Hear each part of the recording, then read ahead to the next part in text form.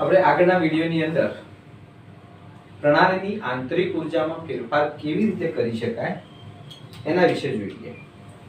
તો એવું લખ્યું હતું કે પ્રણાલીની આંતરિક ઉર્જામાં ફેરફાર કરવો હોય તો બે રીતે થાય. એક તો ઉષ્મા દ્વારા અને બીજું કાર્ય દ્વારા. પ્રણાલીમાં ઉષ્મા આપો અથવા પ્રણાલીમાંથી ઉષ્મા દૂર કરીને તમે આંતરિક ઉર્જામાં ફેરફાર કરી શકો, અથવા બીજું પ્રણાલી ઉપર કાર્ય કરીને કે પ્રણાલી દ્વારા કાર્ય કરીને તમે આંતરિક ઉર્જામાં ફેરફાર કરી શકો.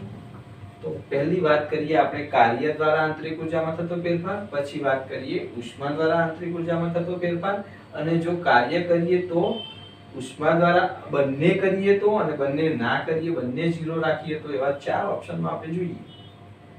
તો પહેલી વસ્તુ, કાર્ય દ્વારા આંતરિક ઉર્જામાં ફેરફાર કરવો છે એટલે પહેલી વસ્તુ તો કે ઉષ્મા 0 કરી દેવાની. ઉષ્મામાં કોઈ ફેરફાર નહીં થવા દેવાનો. હવે ઉષ્મામાં ફેરફાર ના થવા દેવો હોય તો આપણું જે પાત્ર છે એ પાત્ર કેવું હોવું જોઈએ? ઉષ્માનું અવાહક હોવું જોઈએ. ઉષ્માનું વહન ના કરી શકે તેવું બંધ પાત્ર હોય તો અંદર જે બી પ્રણાલી આપણે લીધી હોય તો એ પ્રણાલી બાર ઉષ્મા ગુમાવશે નહીં કે મેળવશે નહીં. તો આવી પાવા પાત્રને ઉષ્મારોધક પાત્ર કહેવાય, અથવા આવી પ્રણાલીને સમોષ્મી પ્રણાલી કહેવાય, અથવા તો એને રુદ્ધોષ્મી પ્રણાલી પણ કહેવાય, અથવા સારી કક્ષાનું થર્મોસ્પ્લાસ્ટ લઈ શકો તમે, અથવા એને રુદ્ધોષ્મી પ્રણાલી કહેવામાં આવે, અથવા એને સમોષ્મી પાત્ર કહેવામાં આવે, સમોષ્મી પ્રણાલી કહેવામાં આવે, અથવા ઉષ્મારોધક પાત્ર. એની અંદર આપણે ઉષ્માનો વિનિમય થતો નથી. પાત્રની સીમા દ્વારા, પાત્રની હદ રેખા દ્વારા, પાત્રની સપાટી દ્વારા ઉષ્માનો વિનિમય થતો નથી એવી આપણે પહેલી શરત મૂકી દીધી. એટલે Q0 કરી દીધું આપણે. Q પ્રણાલીએ મેળવેલી કે ગુમાવેલી ઉષ્મા 0 કરી દીધી. હવે આની અંદર ધારો કે પાણી ભર્યું છે અને એનું શરૂઆતનું તાપમાન TA છે. એ વખતે શરૂઆતનું તાપમાન TA, એ વખતે એની આંતરિક ઉર્જા માપી નથી, માપી પણ ના શકાય, કારણ કે આપણે એનો વચ્ચેનો તફાવત માપીશું. UA હશે, માની લો કે એ વખતે આંતરિક ઉર્જાનો ફેરફાર UA હશે, તાપમાન TA હશે, અને આની અંદર હવે મારે કાર્ય કરવાનું છે કે સાહેબ કાર્ય કરવું હોય તો બે રીતે કરી શકાય. એક તો આ પાત્રની અંદર તમે પેન્ડલ ગોઠવી દો, અને પછી ઉપરથી આને આ પેન્ડલને ફેરવો, પેન્ડલને ગોળ ગોળ ફેરવો. પેન્ડલને ફેરવી અને 1 કિલોજૂલ જેટલું કાર્ય કરો. પેન્ડલને ફેરવી અને 1 કિલોજૂલ જેટલું કાર્ય કરો. કાર્ય કર્યા પછી આ પ્રારંભિક અવસ્થા હતી, પછી અંતિમ અવસ્થાની અંદર તાપમાન તમે માપો, નવું તાપમાન TB મળશે, તો એ વખતની નવી આંતરિક ઉર્જા તમને UB મળશે. તો તાપમાનનો ફેરફાર કેટલો થયો? તો કે સાહેબ ડેલ્ટા T બરાબર TB માઈનસ TA જેટલો. અને આંતરિક ઉર્જાનો ફેરફાર ડેલ્ટા U કેટલો થશે? તો કે UB માઈનસ UA. મતલબ બંને તાપમાનના તફાવત જેટલી જ આંતરિક ઉર્જાનો ફેરફાર થયો હશે. ટૂંકમાં અંદર 1 જૂલ જેટલું કાર્ય કર્યું તો આંતરિક ઉર્જામાં થતો ફેરફાર ડેલ્ટા U મળ્યો. આપણે આંતરિક ઉર્જામાં ફેરફાર થયો. બીજો એક ઓપ્શન છે સાહેબ કે તમે ધારો કે પેન્ડલ ફેરવ્યા, આ મેં યાંત્રિક કાર્ય કર્યું, યંત્ર ચલાવ્યું, અને યંત્ર ચલાવી અને એની અંદર 1 કિલોજૂલ જેટલું કાર્ય કર્યું પ્રણાલીમાં. પણ કે સાહેબ બીજો ઓપ્શન તો કે અંદર વિદ્યુતના સળિયા મૂકી દો, આ પેન્ડલ નહીં ગોઠવવાનું, એની જગ્યાએ સળિયા ગોઠવી દો, બેટરી વડે જોડાણ આપો અને 1 કિલોજૂલ જેટલું વિદ્યુત કાર્ય કરો. આમાં પણ એ જ વસ્તુ, શરૂઆતમાં તાપમાન માપી લો, TA હશે, 1 કિલોજૂલ જેટલું કાર્ય કરીએ, મતલબ વિદ્યુત પ્રવાહ પસાર કરીએ, અને પછી નવું તાપમાન માપીશું તો TB જેટલું જ હશે. તાપમાનનું માપન સરખું જ મળશે સાહેબ, ચાહે કાર્ય તમે યાંત્રિક કાર્ય કરો કે વિદ્યુત કાર્ય કરો. ટૂંકમાં સાહેબ કાર્ય કર્યું, આપણે આ પ્રણાલીની અંદર કાર્ય કર્યું, ઉષ્મામાં ફેરફાર ના થવા દીધો, તો એ જે કાર્ય જે કર્યું તમે એટલો જ આંતરિક ઉર્જાનો ફેરફાર UB માઈનસ UA કેટલો થશે? તો કે સાહેબ તમે જે કાર્ય કર્યું એટલો W એડિશનલ એટલે તમે જે વધારાનું 1 કિલોજૂલ જેટલું કાર્ય કર્યું એટલો તમારો આંતરિક ઉર્જાનો ફેરફાર. કારણ કે Q0 થઈ ગયું તમારું, પ્રણાલીમાં ઉષ્મામાં ફેરફાર થવા દીધો નથી. એટલે પ્રણાલીની અંદર જે કાર્ય કર્યું એ કરેલા કાર્ય જેટલો જ એ શું થઈ ગયો? તમારો આંતરિક ઉર્જાનો ફેરફાર. એકદમ સિમ્પલ વસ્તુ કહી દે કે આપણે જેટલું કાર્ય કરશો સાહેબ એટલો આંતરિક ઉર્જા, મેં 1 કિલો જૂલની જગ્યાએ 2 કિલો જૂલ જેટલું કાર્ય કર્યું હોત તો આંતરિક ઉર્જાનો ફેરફાર 2 કિલો જૂલ જેટલો આવત. સિમ્પલ વસ્તુ.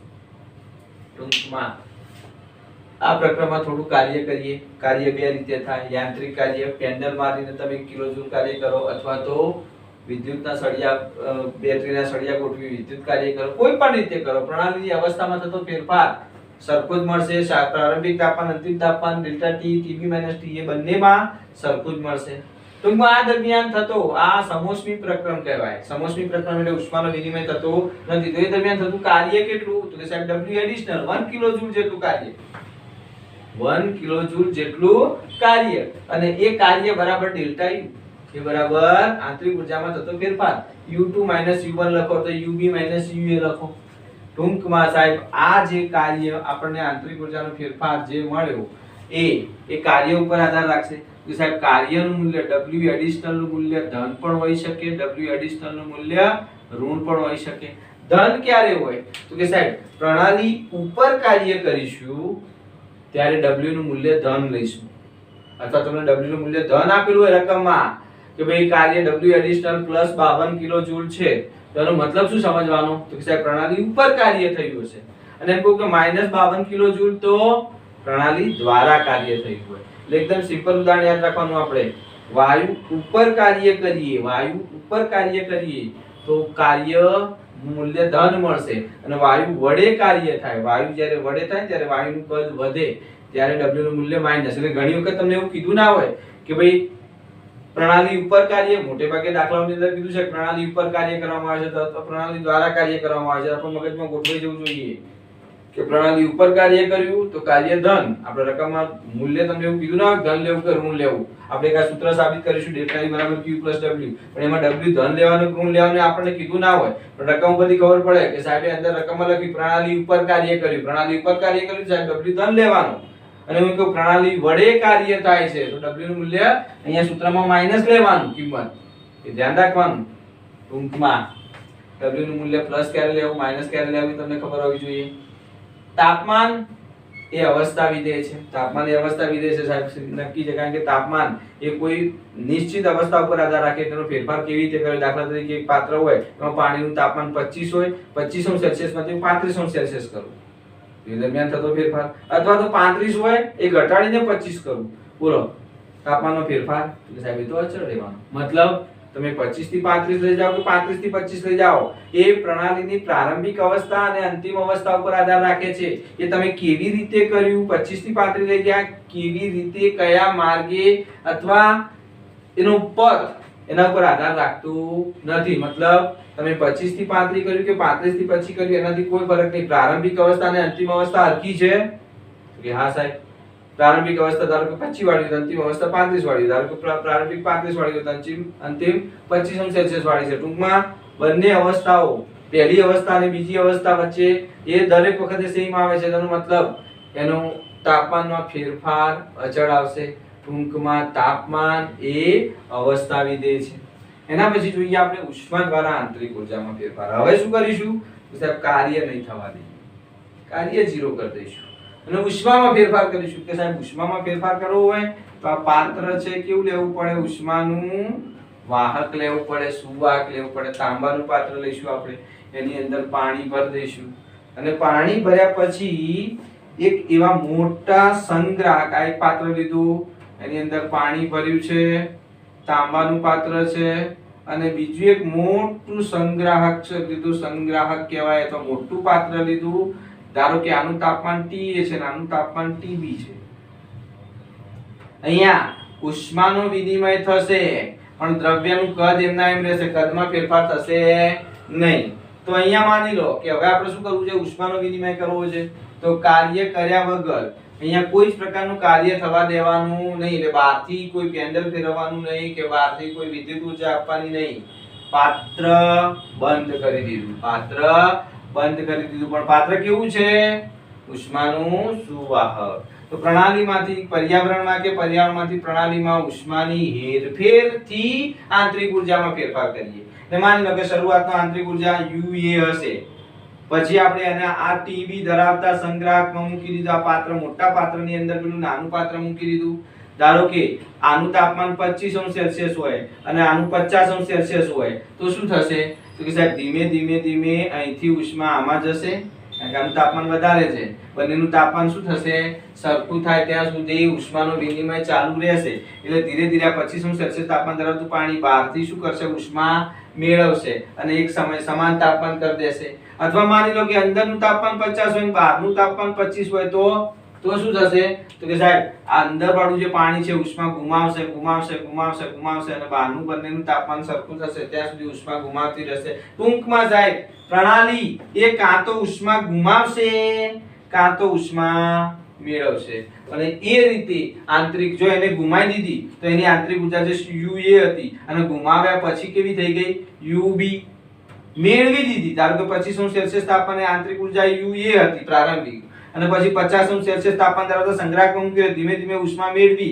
અને બંનેનું તાપમાન સરખું થશે એટલે સમતાપી પ્રક્રમ થશે બંનેનું તાપમાન સરખું થઈ જાય ત્યારે એને શું કર્યું છે તો કે બહારથી સાહેબ ઉષ્મા મેળવી હશે તો એ ઉષ્મા મેળવ્યા પછી નવી આંતરિક ઊર્જા UB બની હશે ટૂંકમાં સાહેબ ડેલ્ટા U બરાબર UB માઈનસ UA કેટલું તો કે સાહેબ આ તો તાપમાન અચળ છે તાપમાન નહીં જોવાનું એટલે અહીંયા હવે શું થશે UB માઈનસ UA બરાબર ડેલ્ટા U બરાબર Q એટલે શું તો કે પ્રણાલીએ મેળવેલી કે ગુમાવેલી ઉષ્મા જેટલી ઉષ્મા એને ગુમાવી હશે એટલું આંતરિક ઊર્જામાં ફેરફાર થયો છે અથવા તો પર્યાવરણ બહારના વાતાવરણ ધારો કે અહીંયા સંગ્રાહક ના રાખ્યું પણ એની જગ્યાએ હું અહીંયા એક કામ કરું 20°C તાપમાન ધરાવતું પાણી મૂકી દઉં એક ગ્લાસ મૂકી દઉં અને બહારનું રૂમનું તાપમાન 35°C છે તો બોલો આ ગ્લાસમાં રહેલું પાણી શું કરશે તો કે સાહેબ ઉષ્મા મેળવશે બહારથી ઉષ્મા મેળવશે અને ઉષ્મા મેળવે એનો મતલબ ઉષ્મા શોષક પ્રક્રિયા કહેવાય અને માની લો કે આ ગરમ ચા છે ગરમ ચા મૂકી દીધી હું તમારી જોડે વાતો કરવા માંડી પડે તો ગરમ ચા ધીમે ધીમે શું કરશે ઉષ્મા ગુમાવશે પર્યાવરણમાં ગુમાવશે એનો મતલબ કે એની જે ગરમ ચા હતી એ વખતની આંતરિક ઊર્જા અને પછી જ્યારે મેં 5-10 મિનિટ પછી પીવાનું ચાલુ કર્યું એ વખતની આંતરિક ઊર્જા એ બંને જુદી હશે કારણ કે એને ઉષ્મા ગુમાવી કેટલી જુદી હશે કે સાહેબ જેટલી એને ઉષ્મા ગુમાવી છે એટલી મતલબ આંતરિક ઊર્જાનો ફેરફાર કેટલો તો કે એને ગુમાવેલી ઉષ્મા જેટલો ગરમ ચા પડી હતી એ અને પછી 10 મિનિટ પછી મેં પીવાનું ચાલુ કર્યું એ ચા બંને વચ્ચેનો ડિફરન્સ કેટલો કે એને જેટલી ઉષ્મા ગુમાવી છે એટલો અને એટલી આંતરિક ઊર્જાનો ફેરફાર એની ઊર્જા ગરમ ચા અને ઠંડી ચાની આંતરિક ઊર્જામાં કેટલો ફેરફાર ડેલ્ટા U તો કે સાહેબ એની ગુમાવેલી ઉષ્મા જેટલો અથવા તો આઈસ્ક્રીમ પડી હોય અને આપણે વાતે ચડી ગયા અને ધીમે ધીમે આઈસ્ક્રીમ ઓગળવા માંડ્યો તો શું થયું તો કે આઈસ્ક્રીમ શું કરશે વાતાવરણમાંથી ઉષ્મા મેળવશે તો શરૂઆતમાં આઈસ્ક્રીમ જેવી કાઢીને મૂકી એ વખતની આંતરિક ઊર્જા અને પછી 10 મિનિટ પછી હું આઈસ્ક્રીમ ખાવાનું ચાલુ કરું એ વખતની આંતરિક ઊર્જા માં ફેરફાર કેટલો તો કે સાહેબ એને પર્યાવરણમાંથી જેટલી ઉષ્મા મેળવી હશે એટલો ટૂંકમાં સાહેબ ડેલ્ટા U બરાબર Q થઈ જશે Q એટલે શું કે પ્રણાલીએ મેળવેલી કે ગુમાવેલી ઉષ્મા અને જો દ્રવ્યનો જથ્થો અચળ હોય એનું કદ અચળ હોય અચળ કદે હોય તો ડેલ્ટા U બરાબર QV પણ લખી શકો V નીચે V લખ્યું એનો મતલબ અચળ કદે થતી પ્રક્રિયા હોય તો ડેલ્ટા U બરાબર QV થાય ટૂંકમાં સાહેબ પ્રણાલીમાંથી પર્યાવરણમાં કે પર્યાવરણમાંથી પ્રણાલીમાં કાર્ય કર્યા વગર ઉષ્માની હેરફેરથી આપણે આંતરિક ઊર્જામાં ફેરફાર કરવો હોય તો આ માટેનું પાત્ર ઉષ્માનું વહન કરી શકે જેવું તાંબાનું પાત્ર લેવાનું આ પ્રક્રમ દરમિયાન પ્રણાલીએ મેળવેલી કે ગુમાવેલી ઉષ્માને QV કહીએ કારણ કે અચળ કદે કાર્ય થતું હોય જો અચળ કદે ના થતું હોય તો અહીંયા V નહીં લખવાનું અને અચળ કદે થતું હોય તો અહીંયા V લખવાનું ટૂંકમાં પ્રણાલીએ મેળવેલી કે ગુમાવેલી ઉષ્મા જેટલું જ શું હોય આંતરિક ઊર્જાનો ફેરફાર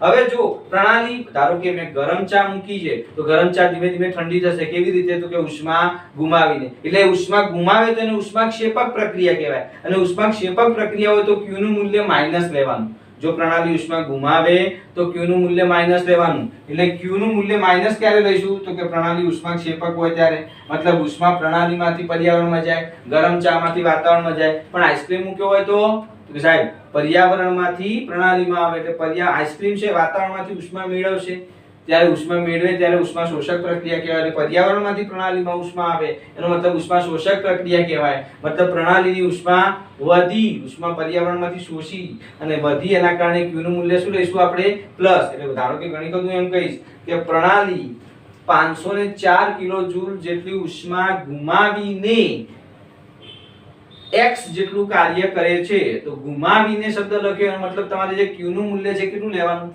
પ્લસ 540 લેવાનું કે માઈનસ ઉષ્મા ગુમાવીને શબ્દ લખ્યો છે તો સાહેબ માઈનસ લેવાનું પણ પ્રણાલી 504 કિલો જૂલ જેટલી ઉષ્મા મેળવીને કાર્ય કરે છે સાહેબ મેળવીને કરે છે તો આંતરિક ઉર્જામાં ફેરફાર કરે છે તો મેળવ્યું તો q નું મૂલ્ય એ વખતે પ્લસ લઈશું આપણે એવા દાખલાઓ જોઈશું કોયડાઓ q નું મૂલ્ય માઈનસ ક્યારે લેવું q નું મૂલ્ય પ્લસ ક્યારે લેવું ઓકે તો આ સરસ મજાનું સૂત્ર મળી ગયું આપણને ડેલ્ટા u અહીંયા ડેલ્ટા u બરાબર w આવ્યો તો કારણ કાર્ય કરીને તમે આંતરિક ઉર્જામાં ફેરફાર કર્યો કદે q 0 રાખી દીધું બીજો ઓપ્શન કે સાહેબ કાર્ય 0 કરી દીધું કાર્યમાં ફેરફાર ના થવા દીધો કાર્ય કર્યા વગર કે ઉષ્મામાં ફેરફાર કર્યો તો આંતરિક ઉર્જાનો ફેરફાર ઉષ્મા જેટલો હોય તો સાહેબ બંને કરીએ તો જો પ્રણાલીમાં ઉષ્મા અને કાર્ય બંનેની હેરફેર કરીએ તો સાહેબ બંનેનો સરવાળો ડેલ્ટા u બરાબર q w બંનેમાં ફેરફાર કરશો તો ડેલ્ટા u બરાબર q w અને આને જ કહેવાય ઉષ્મા ગતિશાસ્ત્રના પ્રથમ નિયમનું સંજ્ઞા સ્વરૂપ ઉષ્મા ગતિશાસ્ત્રના પ્રથમ નિયમ કહેવાય આને તમને એમસીક્યુ પૂછ્યા ઉષ્મા ગતિશાસ્ત્રના પ્રથમ નિયમનું સંજ્ઞા સ્વરૂપ ગાણિતીય સૂત્ર કયું તો કે ડેલ્ટા u બરાબર q w આંતરિક ઉર્જાનો ફેરફાર પ્રણાલી મેળવેલી ગુમાવેલી ઉષ્મા મેળવેલી કે ગુમાવેલી ઉષ્મા અને પ્રણાલી ઉપર થતું કાર્ય કે પ્રણાલી દ્વારા થતા કાર્યના સરવાળા જેટલી હોય ઓકે ઉષ્મા ગતિશાસ્ત્રનો પ્રથમ નિયમ જ્યાં q એ શું છે તમને એમ પૂછે કે ઉષ્મા ગતિશાસ્ત્રના પ્રથમ નિયમમાં q એ શું તો કે ઉષ્મા ના બોલાય પ્રણાલીએ મેળવેલી કે ગુમાવેલી ઉષ્મા બોલાય અને w એ શું કહેવાય તો કે કાર્ય ના બોલાય પ્રણાલી ઉપર થતું કાર્ય કે પ્રણાલી દ્વારા થતું કાર્ય નો ઉલ્લેખ કરવાનો અને ડેલ્ટા u એ શું છે તો કે આંતરિક ઉર્જાનો ફેરફાર સાહેબ આ q બદલાઈ શકે w બદલાઈ શકે મતલબ પ્રણાલીની અવસ્થા તમે એ પ્રણાલી a થી b મતલબ પ્રણાલી અવસ્થા બદલે પણ એનો માર્ગ એક જગ્યાએથી આ રીતે જાય આથી જાય અહીંથી જાય દાખલા તરીકે અહીંથી તમે ઘરે જાઓ તો અહીંથી ઘરે જવા માટે નો માર્ગ જુદો કોઈ સાયકલ લઈને જાય કોઈ સ્કૂટર લઈને જાય કોઈ ચાલતું જાય અથવા કોઈ આમ ફરીને જાય કોઈ આમ સીધું જાય કોઈ આમ ભૈવેના ઘેર થઈને કલાક 2 કલાક પછી જાય ટૂંકમાં એ સ્થાન પ્રારંભિક સ્થાન અને અંતિમ સ્થાન તો સેમ છે તો આંતરિક ઉર્જાનો ફેરફાર એ બદલાશે નહીં હા પણ q અને w બદલાશે મતલબ સમય બદલાઈ જશે તમારું ઉર્જા બદલાઈ જશે પેટ્રોલ વધારે વપરાતું છે પૈસો વધારે ખર્ચાઈ જાય એ બધું ટાઈમ પર ખર્ચાઈ જાય ટૂંકમાં સાહેબ q અને w બદલાય પણ આંતરિક ઉર્જાનો ફેરફાર બદલાય નહીં સિમ્પલ ઉદાહરણ આપું દાખલા તરીકે માની લો કે પ્રણાલી a થી b જવા માટે આ માર્ગ અપનાવે તો એ વખતે q નું મૂલ્ય 10 છે અને w નું મૂલ્ય 15 છે તો બોલો ડેલ્ટા u બરાબર q w કેટલું થાય 25 થાય પણ માની લો કે પ્રણાલી a થી b જવા માટે આ માર્ગ અપનાવે છે જ્યાં q નું મૂલ્ય -20 છે તો w નું મૂલ્ય કેટલું હશે તો સાહેબ ડેલ્ટા u તો 25 જ આવવું જોઈએ હવે q નું મૂલ્ય તમે કેટલું કહો છો -20 તો અહીંયા 25 લાવવા માટે આ કેટલા જોઈએ 25 લાવવા માટે 45 એવી જ રીતે પ્રણાલી a થી b જવા માટે આ માર્ગ અપનાવે છે જ્યાં w નું મૂલ્ય -10 છે તો બોલો q નું મૂલ્ય કેટલું હશે કારણ કે ડેલ્ટા u તો દરેક વખતે અચળ રહે કારણ કે ડેલ્ટા u પ્રારંભિક અવસ્થા અને અંતિમ અવસ્થા આંતરિક ઉર્જા એ પ્રારંભિક અવસ્થા અને અંતિમ અવસ્થા ઉપર આધાર રાખે છે પ્રારંભિક અવસ્થા અને અંતિમ અવસ્થા ઉપર આધાર રાખે છે એટલે આંતરિક ઉર્જાનું મૂલ્ય એનો ફેરફાર જે બી હશે અચળ જ આવશે દર વખતે ડેલ્ટા u દરેક વખતે અચળ આવે 25 અહીંયા બી 25 આવે અહીંયા બી 25 આવશે અહીંયા ધારો કે મેં w બરાબર -10 લીધું તો અહીંયા મારે કેટલા લેવાના 35 તો q કેટલું લેવો પડશે મારે 35 લેવો પડશે ટૂંકમાં q અને w અહીંયા 45 લીધો મેં આ બદલાતા જાય સાહેબ આ બદલાતા જાય માર્ગ અવસ્થા ઉપર આધાર રાખે કે એવી રીતે અવસ્થા બદલે છે એના ઉપર q અને w ના મૂલ્યો બદલાશે એટલે q અને w એ અવસ્થા વિધેય કહેવાય નહીં ઉષ્મા અને કાર્ય એ અવસ્થા વિધેય એ અવસ્થા ઉપર આધાર નથી રાખતા એ માર્ગ ઉપર આધાર રાખે છે કયો માર્ગ અપનાવો છો એના ઉપર આધાર રાખે છે જ્યારે આંતરિક ઉર્જા એ પદ્ધતિ ઉપર કે અવસ્થા ઉપર માર્ગ ઉપર આધાર નથી રાખતા એ પ્રારંભિક અવસ્થા અને અંતિમ અવસ્થા ઉપર આધાર રાખે છે કયા પથ ઉપર કયા માર્ગ ઉપર કેવી રીતે અવસ્થા બદલે છે એને કોઈ લેવા દેવા નથી. હા, પ્રારંભિક અવસ્થા કઈ છે, અંતિમ અવસ્થા બદલાતી નથી, તેનો મતલબ આંતરિક ઉર્જા અચળ રહેશે. એટલે આંતરિક ઉર્જા એ પ્રારંભિક અવસ્થા અને અંતિમ અવસ્થા ઉપર આધાર રાખે છે. જ્યારે Q અને W પ્રકરણ કેવી રીતે થાય છે તેના ઉપર આધાર રાખે છે. એનો મતલબ કે Q અને W એ અવસ્થા વિધેય નથી, જ્યારે ડેલ્ટા U એ અવસ્થા વિધેય છે. હું તમને MCQ પૂછું કે ભાઈ Q અવસ્થા વિધેય, W અવસ્થા વિધેય, Q plus W અવસ્થા વિધેય, તો કે હા સાહેબ આ અવસ્થા વિધેય. કારણ કે Q plus W બરાબર ડેલ્ટા U થઈ જાય એટલે આ અવસ્થા વિધેય થાય. આ ના થાય, આ ના થાય. એકલો Q નહીં, એકલો W નહીં, પણ બેનો સરવાળો સાહેબ તો આંતરિક ઉર્જા થઈ ગઈ. આંતરિક ઉર્જા એ પ્રારંભિક અવસ્થા અને અંતિમ અવસ્થા ઉપર આધાર રાખતી હોવાથી એ અવસ્થા વિધેય બની ગયું. આમ ઉર્જાની હેરફેર ઉષ્મા અથવા કાર્ય દ્વારા ના કરી. માની લો કે પ્રણાલીમાં જે ઉર્જા ફેરફાર થયો, પ્રણાલી અવસ્થા બદલી, એમાં ઉષ્માનો ફેરફાર ના થયો અને કાર્ય ના થયું. મતલબ સાહેબ Q એ 0 થઈ ગયું, કાર્ય W એ 0 થઈ ગયું, Q એ 0 થઈ ગયું. તો સાહેબ Q 0 થઈ જાય, W 0 થઈ જાય, તો સૂત્રમાં Q અને W 0 મૂકી દઈએ તો ડેલ્ટા U બરાબર 0. પ્રણાલીની આંતરિક ઉર્જામાં ફેરફાર ના થતો હોય તો સાહેબ એમાં Q એ 0 હોય અને W એ 0 હોય. પ્રણાલીની આંતરિક ઉર્જા બદલાતી ના હોય, પ્રણાલીની આંતરિક ઉર્જાનો ફેરફાર 0 થતો હોય તો એમાં પ્રણાલી ઉષ્મા મેળવે પણ નહીં કે પ્રણાલી ઉષ્મા ગુમાવે પણ નહીં. પ્રણાલી ઉપર પણ કાર્ય ના થાય કે પ્રણાલી દ્વારા પણ કાર્ય ના થાય. એટલે Q અને W 0 થઈ જાય. આ ઉષ્માગતિશાસ્ત્રનો પ્રથમ નિયમ છે. એનું શાબ્દિક સ્વરૂપ શું થાય? સાહેબ નિરાળી પ્રણાલીની ઉર્જા અચળ રહે છે. નિરાળી પ્રણાલીની ઉર્જા એટલે મતલબ પ્રણાલી ઉષ્મા મેળવે નહીં કે ગુમાવે નહીં. એના નિરાળી પ્રણાલી બંધ પ્રણાલી હોય એટલે ઉર્જાનો વિનિમય ના થાય, દ્રવ્યનો વિનિમય ના થાય, મતલબ એની ઉર્જા અચળ રહે, બદલાય નહીં. ડેલ્ટા U 0 થઈ જાય એટલે જે હતી એના એ જ રહે. મતલબ સાહેબ એનો અર્થ શું થાય? નિરાળી પ્રણાલીની ઉર્જા અચળ રહે છે એનો અર્થ તો કે સાહેબ ઉર્જાનું સર્જન કે વિનાશ શક્ય નથી. તેનું એક સ્વરૂપમાંથી બીજા સ્વરૂપમાં રૂપાંતર કરી શકીએ. આ થઈ ગયો ઉષ્માગતિશાસ્ત્રનો પ્રથમ નિયમ. ઉષ્માગતિશાસ્ત્રના પ્રથમ નિયમનું શાબ્દિક સ્વરૂપ આપો તો પહેલા નિરાળી પ્રણાલીની ઉર્જા અચળ રહે છે એટલે કે તેનો અર્થ શું થશે? ઉર્જાનું સર્જન કે વિનાશ શક્ય નથી, તેનું એક સ્વરૂપમાંથી બીજા સ્વરૂપમાં રૂપાંતર કરી શકાય. બીજી એક વસ્તુ, આંતરિક ઉર્જાનું નિરપેક્ષ મૂલ્ય માપી શકાતું નથી. એટલે હું તમને એમ કહું કે પ્રારંભિક અવસ્થામાં અહીંયા આંતરિક ઉર્જા U કેટલી છે, UA કેટલી છે, UB કેટલી છે, આ હું ના માપી શકું, માપી જ ના શકાય. પરંતુ આ બંને વચ્ચેનો ફેરફાર કેટલો છે એ માપી શકાય. કારણ કે ફેરફાર કેટલો હોય કે સાહેબ કાં તો Q જેટલો હોય, કાં તો W જેટલો હોય, કાં તો W જેટલો હોય, કાં તો Q જેટલો હોય, કાં તો બંનેના સરવાળા જેટલો હોય. પણ ટૂંકમાં કેટલી ઉષ્મા મેળવી, કેટલી ગુમાવી, એટલો ડિફરન્ટ હોય એટલો ડેલ્ટા U થાય. એટલે UA ના માપી શકાય, UB ના માપી શકાય. ટૂંકમાં હું અહીંથી ઘરેથી નીકળ્યો ત્યારમાં ખિસ્સામાં કેટલા રૂપિયા છે મને ખબર નહીં. હું ફરીથી હાજે ઘેર ગયો કેટલા રૂપિયા છે ખબર નહીં. પણ એટલી ખબર છે કે હું ઘરેથી નીકળી અને પછી ઘરે ગયો ત્યાં સુધીમાં મેં 200 રૂપિયા વાપર્યા. તેનો મતલબ મારે શરૂઆતમાં ખિસ્સામાં કેટલા રૂપિયા હતા એ મારે જાણવાની જરૂર જ નથી. ઘેર જો ત્યારે કેટલા રૂપિયા છે એ જોવાની જરૂર નહીં. હા, પણ હું એમ કહી શકું કે મારા આ ઘેરથી જઈને ફરી ઘેર જવા સુધીમાં કેટલા રૂપિયા વપરાયા કે 200. તો એ 200 રૂપિયા એ થયો ફેરફાર. ફેરફાર માપી શકાય સાહેબ. એ ફેરફાર માપવા માટે ઘરેથી નીકળી અને ઘરે જવું ત્યાં સુધીમાં રૂપિયાનો કેટલો ફેરફાર થયો તો સાહેબ 200 રૂપિયાનો ફેરફાર થયો. કારણ કે તમે 200 રૂપિયા રસ્તામાં ક્યાંક વાપર્યા. શરૂઆતમાં કેટલા હતા એની જાણવાની જરૂર જ નહીં, છેલ્લે કેટલા વધ્યા. મતલબ પ્રારંભિક અવસ્થામાં આંતરિક ઉર્જા કેટલી છે, અંતિમ ઉર્જામાં આંતરિક ઉર્જા કેટલી છે માપી જ ના શકાય. એટલે આંતરિક ઉર્જાનું નિરપેક્ષ મૂલ્ય માપી શકાય નહીં. પરંતુ તેમાં થતો આંતરિક ઉર્જાનો ફેરફાર ડેલ્ટા U માપી શકાય. કેવી રીતે? કે સાહેબ W માપી દો, પ્રણાલી પર કેટલું કાર્ય થયું એ માપી શકાય, કેટલી ઉષ્મા મેળવી કે ગુમાવી એ માપી શકાય. કે સાહેબ એ માપો તો એના પરથી આંતરિક ઉર્જાનો ફેરફાર આપણે આ સૂત્રની મદદથી માપી શકીએ.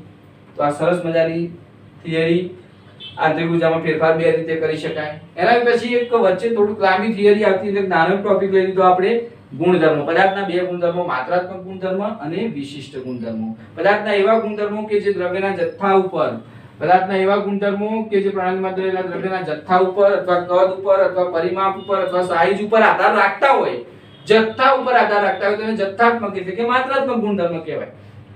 પણ જો જથ્થા ઉપર આધાર ના રાખતા હોય તો એવા ગુણધર્મો કે દ્રવ્યના જથ્થા, કદ કે પરિમાપ ઉપર આધાર ના રાખતા હોય તેને વિશિષ્ટ ગુણધર્મો કહેવાય. દાખલા તરીકે હું 1 લીટર પાણી લઉં એને ઉકાળું, 100 લીટર પાણી લઉં એને ઉકાળું, 1000 લીટર પાણી લઉં એને ઉકાળું, તો ત્રણે 10 લીટર પાણી, 100 લીટર પાણી ને 1000 લીટર પાણી કેટલા તાપમાને ઉકળશે? 100 અંશ સેલ્સિયસ. મતલબ એનું ઉત્કલન બિંદુ 100 અંશ. કેટલા તાપમાને ઠરી જાય? 0° છે એનું ગલનબિંદુ 0° છે એનો મતલબ ગલનબિંદુ અને ઉત્કલનબિંદુ દ્રવ્યના જથ્થા ઉપર આધાર રાખતા નથી. હું એક ટીપાની ઘનતા માપું પાણીની તો 1 ગ્રામ પ્રતિ સેન્ટીમીટર ક્યુબ આવે અથવા ગ્રામ પ્રતિ ml આવે. 10 લીટર પાણીની ઘનતા માપું એટલી જ આવે. 1000 લીટર પાણીની ઘનતા માપું એટલી જ આવે. બોલો આ ઘનતા એ જથ્થા ઉપર આધાર રાખે તો કે ના સાહેબ. મતલબ એને કયો ગુણધર્મ કહેવાય? વિશિષ્ટ ગુણધર્મ કહેવાય. પણ કદ માપું તો કે સાહેબ દ્રવ્યનો જથ્થો એક ખોબો નાખું, 2 ખોબા નાખું, 10 ખોબા નાખું, 100 ખોબા નાખું તો દ્રવ્યનો જથ્થો બદલાઈ ગયો સાહેબ. કદ કે કદ જથ્થા ઉપર આધાર રાખે. તાપમાન જથ્થા ઉપર આધાર રાખે. તો કયા કયા જથ્થા ઉપર આધાર રાખે? દળ, કદ, યુ એટલે આંતરિક ઊર્જા સાહેબ. થોડું એક લાકડાનો નાનો ટુકડો લઉં તો એમાં રહેલી આંતરિક ઊર્જા, વધારે મોટો ટુકડો લઉં એમાં રહેલી આંતરિક ઊર્જા કે જુદી જુદી હોય સાહેબ. દ્રવ્યના જથ્થા ઉપર આધાર રાખે. એન્થાલ્પી એ ઊર્જા જ છે, આંતરિક ઊર્જા જેવી જ છે પણ થોડોક ચેન્જ છે. ટૂંકમાં એન્થાલ્પી એ પણ શું છે? માત્રાત્મક ગુણધર્મ. ઉષ્માધારિતા, હું દાખલા તરીકે અંદર રહેલી ઉષ્મા 1 લીટર પાણી લઉં અને 100 લીટર પાણી લઉં તો એની અંદર રહેલી ઉષ્માધારિતા મતલબ ઉષ્મા ગ્રહણ કરવાની 1°C તાપમાન વધારવા માટે આપવી પડતી ઊર્જા કે સાહેબ 10 લીટર પાણીમાં અને 100 લીટર પાણીમાં સરખી હોય કે ના સાહેબ? એ જથ્થા ઉપર આધાર રાખે. એનો મતલબ ઉષ્માધારિતા પણ જથ્થાત્મક ગુણધર્મ છે, માત્રાત્મક ગુણધર્મ છે. જ્યારે ઘનતા, તાપમાન, દબાણ, ગલનબિંદુ, ઉત્કલનબિંદુ, પૃષ્ઠતાણ, સ્નિગ્ધતા આ બધા ગુણધર્મો સાહેબ એ જથ્થા ઉપર આધાર રાખતા નથી. તો એવા ગુણધર્મોને શું કહીશું આપણે? વિશિષ્ટ ગુણધર્મો કહીશું. આ જે માત્રાત્મક ગુણધર્મોનો એકમ છે પ્રતિ મોલ એટલે કે મોલ ઇનવર્સ. આનો એકમ શું છે? Mall inverse. મોલ ઇનવર્સ આવે એટલે 1 મોલ જથ્થા માટેનો છે. એટલે એનો મતલબ કે સાહેબ એનો જથ્થો ગમે એટલો લો એને જથ્થા વડે ભાગી નાખશો એટલે પ્રતિ મોલે આવી જશે. ટૂંકમાં 1 મોલ પદાર્થ ધરાવતી પ્રણાલીના માત્રાત્મક ગુણધર્મના મૂલ્યને xm કહીશું. નીચે m લખ્યો એનો મતલબ મોલર. મોલર માત્રાત્મક ગુણધર્મ. આ માત્રાત્મક ગુણધર્મ ધારો કે એન્થાલ્પી હોય તો UH અહીંયા HM લખવાની થાય અથવા UM લખવાની થાય. મતલબ 1 મોલ પદાર્થનો માત્રાત્મક ગુણધર્મ ધરાવતું જે મૂલ્ય હોય એના નીચે કૌંસમાં નીચે શું લખાય? M લખાય. આ M લખ્યું એનો મતલબ મોલર. હવે મોલર એટલે 1 મોલનો જથ્થો હોય તો પછી સાહેબ દ્રવ્યનો જથ્થો n હોય તો એને શું આ જે માપ્યું x મોલર જે બી મૂલ્ય માપી તમે જથ્થો ખબર નથી પણ એનો જથ્થો n મોલ હોય તો n વડે ભાગી નાખો તો n વડે ભાગી નાખો પાછો કેટલા આવી જાય? તો સાહેબ 1 મોલ. હું 10 મોલનો જથ્થો ઊર્જા આંતરિક ઊર્જા માપું પણ પાછી એટલે 10 વડે ભાગી નાખું કેટલી આવી જાય? 1 મોલ. ટૂંકમાં આપણે જે લખવાની છે તો 1 મોલ લખવાની છે. તો સાહેબ એ દ્રવ્યના જથ્થા ઉપર તમે 10 મોલનું માપો કે 100 મોલનું માપો કઈ ફરક નહીં પડવાનો. કારણ કે માત્રાત્મક ગુણધર્મ તો આપણે 1 મોલનો જ લખવાના છીએ, પ્રતિ મોલે જ લખવાના છીએ. માટે માત્રાત્મક ગુણધર્મો દ્રવ્યના જથ્થા ઉપર આધાર રાખતા નથી. પ્રતિ મોલે મળતા હોવાથી દ્રવ્યના જથ્થાથી સ્વતંત્ર છે. ધારો કે કદ માપ્યું તો Vm લખાય, ઉષ્માધારિતા માપી તો Cm લખાય. મોલર ઉષ્માધારિતા સ્મોલ m એટલે મોલર અને C એટલે હીટ કેપેસિટી મતલબ ઉષ્માધારિતા. કદ એ માત્રાત્મક ગુણધર્મ છે જ્યારે તાપમાન એ વિશિષ્ટ ગુણધર્મ છે. સમજાવ્યું. ચોપડીમાં શું ઉદાહરણ આપ્યું? એક મોટું પાત્ર લીધું, આ ઘન લીધો, આની અંદર એક વાયુ ભર્યો, આ વાયુનું તાપમાન માપ્યું, એનું કદ માપ્યું તો આખાનું તાપમાન કદ સરખું હશે. પણ ધારો કે આની અંદર આપણે બે ભાગ કરી વચ્ચે પાર્ટીશન માર દીધું પછી તો સાહેબ પાર્ટીશન માર દીધું વચ્ચેથી તો કદ v/2 અડધું કદ થઈ ગયું. મતલબ કદ બદલાઈ ગયું પણ તાપમાન બંનેનું કે ના આવ્યું? તાપમાન બદલાયું નહીં. મતલબ તાપમાન દ્રવ્યના જથ્થા ઉપર આધાર રાખ્યો તો કે ના? કદે આધાર રાખ્યો તો કે હા સાહેબ કદનો દ્રવ્યનો જથ્થો અડધો થઈ ગયો તો કદ અડધું થઈ ગયું.